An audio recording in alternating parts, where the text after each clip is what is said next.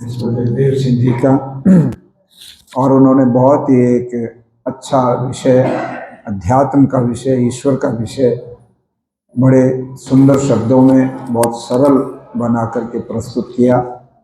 हम सबको उनके इस व्याख्यान से विशेष प्रेरणा प्राप्त हुई है। आचार्य जी ने संकेत किया कि आज कई समस्याएं हमारे सामने मुंह बाए खड़ी हैं।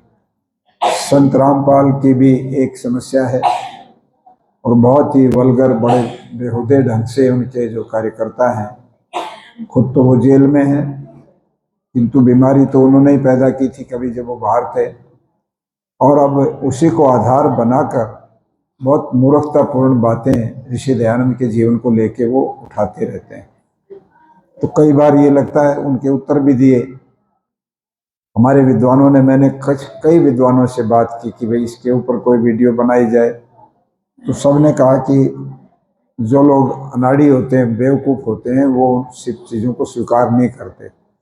पर उसका एक हमें ये लाभ हो सकता है कि जो और लोग, तटस्थ लोग सुनते हैं उन बातों को और उनसे प्रभावित हो जाते हैं, तो उनको एक तर्क मिल जाता है कि बात सच्ची क्या है। उदाहरण के तौर पर जैसे वो एक बड़ी बेवकूफ़ी की बात स्वामी दयानंद के जीवन चरित्र से उठाते हैं और कहते हैं स्वामी दयानंद तो भांग पीता था और औरों को भी भांग पिलाने की प्रेरणा करता था। बताओ, जो भांग पीता है वो किस बात का ऋषि है? तो सामान्य आदमी उस किताब, और ये इन्हीं की किताब है, उस किताब को लेकर के करते हैं। तो अब ये कोई नहीं देखता सुनने वाला कि ये कब की बात है, कैसे है। स्वामी दयानंद सरस्वती घर से निकले तो 14 साल इसी प्रकार के अखाड़ों में, डेरों में, आश्रमों में और कथित महंतों और उनके पास घूमते रहे। जहाँ जैसा उनको प्रसंग मिल गया, वहाँ कई जगह इस प्रकार के भी प्रसंग आए कि उनको जो है भांग पिला दी, या उन्होंने उनके साथ रहते हुए पी ली। ऋषित्व तो उनके अंदर तब तक उपस्थित थोड़ा था, किंतु जब से वो कार्य क्षेत्र में उतरे हैं और उतरने के बाद जो उनका कार्य हुआ है, लगभग 20 वर्ष स्वामी दयानंद जी ने कार्य क्षेत्र में काम किया है, प्रचार का, लेखन का। उसमें जो बात है उसके ऊपर किसी को शंका हो तो उसका उत्तर बनता है मनुष्य के। अब स्वामी श्रद्धानंद जी के जीवन को कोई व्यक्ति प्रारंभिक जीवन को उठाकर टिप्पणियां करे कि श्रद्धानंद तो ऐसा था, तो शराब पीता था, तो मांस खाता था, तो इसका क्या मतलब हुआ इस बात का? जब उनको इस चीज़ का बोध हो गया तो इन सब चीज़ों को ठुकरा कर और अपना उन्होंने रास्ता चुना और वो बहुत बड़े सन्यासी भारत के इतिहास में बन गए। तो इस तरह की बातें उठाकर वे लोग भ्रम फैलाते हैं और उसका उनका एक लक्ष्य है। वो ये चाहते हैं कि आर्य समाज जैसी संस्था, ऋषि दयानंद जैसा एक बहुत बड़ा दार्शनिक और महा विद्वान, वेदों का और वर्तमान इस युग का इतना बड़ा ऋषि, उसके ऊपर टिप्पणी करेंगे तो फिर हमारा महत्व बढ़ेगा और आर्य समाजी लोग बौखलाएंगे और साधारण जो लोग होते हैं उनको हम बहका करके उनके खिलाफ खड़े कर लेंगे।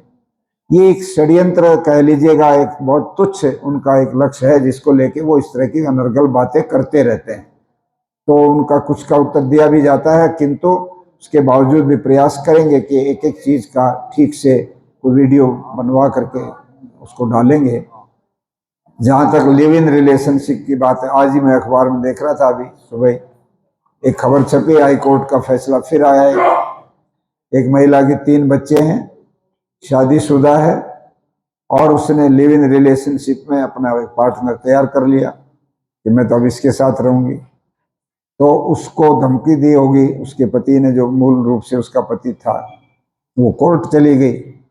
कोर्ट ने कहा कि उसमें सब कहा कि मैंने एसपी को लिख के दिया, मेरे को जान का खतरा है। तो हाई कोर्ट आदेश देता है कि इनकी जान को हम इस तरह से नहीं जाने दे सकते, इनको बाकायदा पुलिस का इंतजाम किया जाए और इनको लिव इन रिलेशनशिप रहने में संविधान में दिए गए किसी भी व्यक्ति के इस अधिकार पर कोई आंच नहीं आती है कि उसको अपनी मर्जी से जीने का जो अधिकार दिया संविधान ने, वो उसकी इच्छा है, वो जैसा रहना चाहिए, हम उसको नहीं रोक सकते। हम शादी को उसके इस रास्ते में बाधा नहीं बना सकते। अब इस तरह के मूर्खतापूर्ण बातें जज लोग भी दे देते हैं, और वो देने वाली भी महिला है, हाई कोर्ट की जज, जिसने ये आज फैसला दिया। तो ये बहुत ही बेहुदे ढंग से सिस्टम बिगड़ता जा रहा है और ये बड़ा चिंता का विषय है। ऐसे ही किस्म के एपिसोड टीवी पर आते हैं जो घरों को तोड़ने वाले होते हैं। उसमें सास बहू और सारे सदस्यों को, उन पात्रों को ऐसे ढंग के उनमें डायलॉग और उनकी बातें, बातचीत और वार्तालाप करवाते हैं जिससे कि हमारे परिवारों में उनको देखेंगे, महिलाएं देखेंगी, बच्चे देखेंगे तो वैसा ही उनके वो भी एक रास्ता मिलेगा उस चीज को अपने घर में नई सिरे से समस्या पैदा करने का। ये जितना जो कुछ प्रचार तंत्र घूम रहा है ये सारा का सारा बिगाड़ने में पूरी ताकत लगा रहे।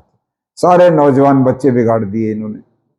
वो सब उन चीजों में, गलत चीजों में जा रहे हैं और उसके लिए पैसा चाहिए तो पैसा मिलता नहीं इतना ज्यादा, तो माँ बाप को भी मारने से नहीं चूकते, उनको घर से निकालते हैं, झगड़े करते हैं, कितना अपमान करते हैं बुजुर्गों का वो लोग। पैसा दो पैसा दो, नशे की आदत पड़ गई है, आवारा हो गए हैं। उन बातों को देख करके समाज में बहुत ज्यादा चिंतनीय सिस्टम ये बनता जा रहा है। किंतु आर्य समाज के नाते से हमारा दायित्व है और हम इसमें अपने आप को अलग नहीं कर सकते। ये हमारी जिम्मेदारी है कि ऐसी चीज़ों के ऊपर हम लोग खुल करके बोलें। तो इस संबंध में भी जरूर जो है, जो भी संबद्ध जो लोग हैं इस तरह के जो जजेज, उनको पत्र भी लिखेंगे और सरकार को भी कोशिश करेंगे कि वो अगर इसमें कोई संज्ञान ले सकती है, कोर्ट में या असेंबली में या पार्लियामेंट में बिल ला सकती है, तो उस तरह के कुछ चीज अगर आई तो उसमें जरूर आर्य समाज की तरफ से प्रयत्न करेंगे। मैं और भी जो प्रमुख लोग हैं आर्य जगत के, उनसे बात करके इस संबंध में जल्दी ही उसका जो भी पत्र व्यवहार और मिलने का होगा प्रतिनिधि मंडल आदि लेकर, तो वो करेंगे।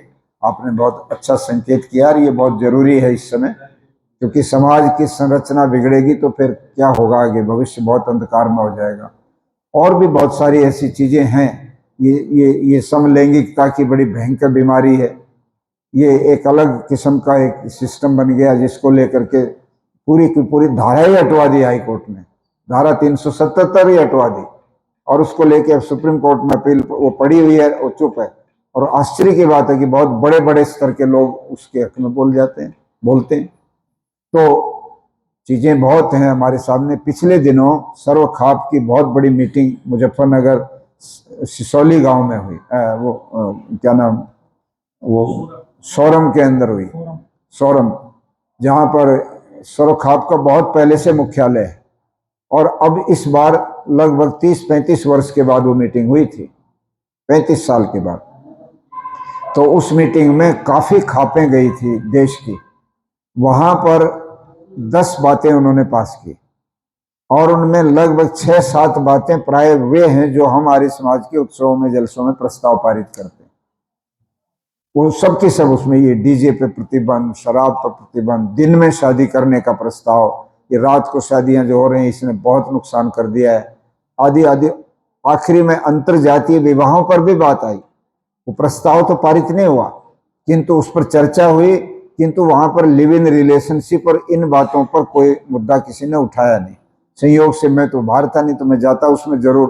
किंतु अगली बार कोशिश करेंगे कि खाप के जो जिम्मेदार लोग हैं बड़े बड़े, उन सबसे बात करेंगे कि आप सब लोग एक सामूहिक रूप से इसका वो बनाइए प्रतिवेदन, ताकि इसको भी हम अपने लोगों के अंदर जागृति पैदा करें, लोग भी व्यापक रूप से लिखना शुरू करें इसके बारे में। एक 50 पैसे का पोस्ट कार्ड ले लो, वो उसके उसी में 4 शब्द लिख के भेज दो कि हम नहीं चाहते कि हमारे परिवार टूटे, ये गलत जो चीजें आ रही हैं इनको रोको। तो थोड़ा सब लोग जब इसमें रुचि लेंगे तो निश्चित रूप से चीजें सुधरेंगी और हम इसमें और ज्यादा गंभीरता से करेंगे इस कार्य को। प्रातःकाल के इस कार्यक्रम को अब समापन की तरफ ले चलते हैं, क्योंकि माताएं तो धीरे धीरे काफी उठ गई हैं। उनका भजन तो अभी आज कहाँ गई बहन जी, भजन कोई है आपका बहन, बताओ, नहीं तो बंद करेंगे फिर। पूनम, आज भजन नहीं है आपके?